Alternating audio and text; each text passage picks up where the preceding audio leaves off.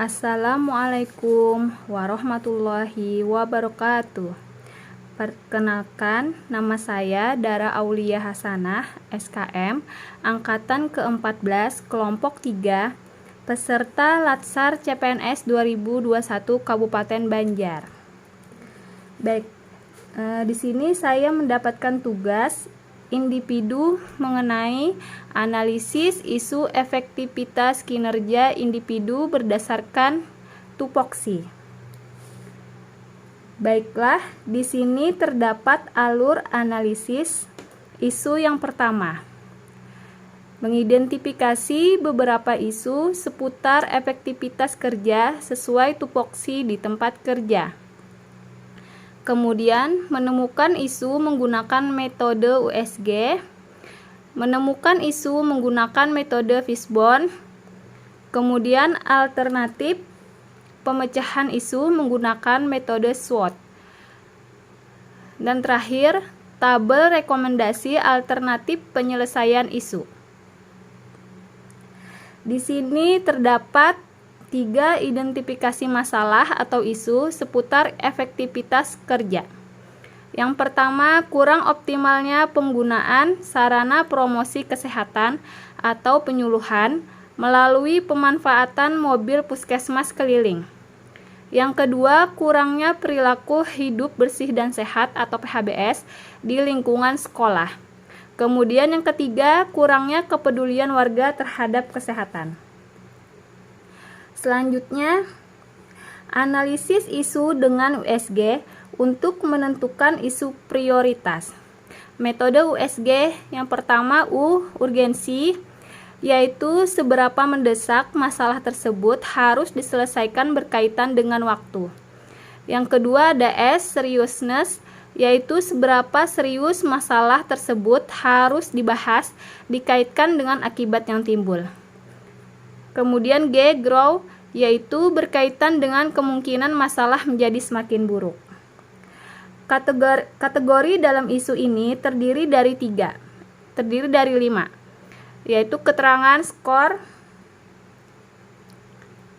5 sangat mendesak, 4 mendesak, 3 cukup mendesak, 2 tidak mendesak, dan 1 sangat tidak mendesak. Di sini isu atau masalahnya, yang pertama, kurang optimalnya penggunaan sarana promosi kesehatan atau penyuluhan melalui pemanfaatan mobil puskesmas keliling. Nilai U-nya 3, S 4, dan G 3 dengan total nilai 10. Kemudian isu masalah yang kedua, kurangnya perilaku hidup bersih dan sehat atau PHBS di lingkungan sekolah.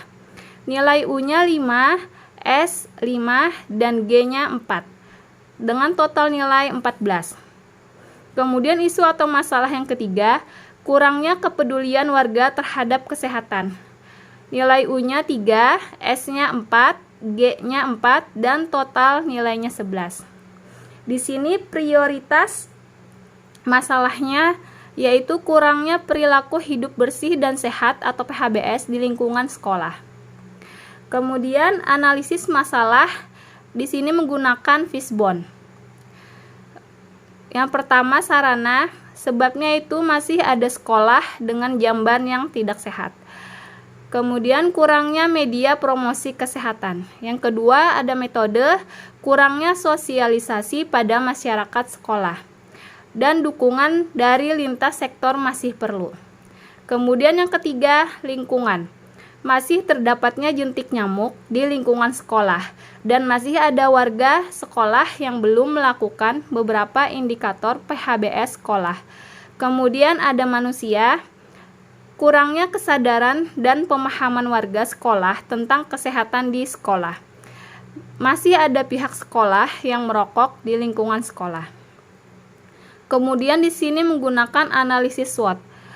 Strength atau kekuatan. Yang pertama, penyediaan berbagai media seperti pengadaan leaflet, lembar balik, dan brosur tentang PHBS di sekolah yang sudah memadai dan lengkap. Yang kedua, adanya penyuluhan tentang PHBS sekolah. Kemudian, siswa, guru, dan masyarakat sekolah memahami PHBS di sekolah. Kemudian yang kedua ada weakness atau kelemahan. Kurangnya pengetahuan warga sekolah mengenai PHBS di sekolah. Yang kedua, tidak semua siswa berinisiatif mau melakukan kegiatan yang baik untuk menjaga kesehatan sekolah. Yang ketiga ada peluang, yaitu kepala sekolah memberikan izin dan memberikan masukan supaya kegiatan yang berbasis edukasi kesehatan ini diberikan secara berkala, tidak hanya ketika kami sebagai petugas yang sedang bertugas. Dan tingginya antusias warga sekolah terhadap program yang akan dilakukan. Kemudian yang terakhir ada threats atau ancaman, yaitu sanksi merokok di kawasan sekolah, kurangnya kesadaran pihak sekolah untuk melakukan PHBS sekolah, dan lingkungan kurang mendukung. Kemudian tabel alternatif pemecahan masalahnya, yaitu alternatif pemecahan masalah yang pertama, melakukan penyuluhan kepada warga sekolah mengenai pentingnya PHBS di sekolah. Kemudian yang kedua, membuat media promosi yang menarik.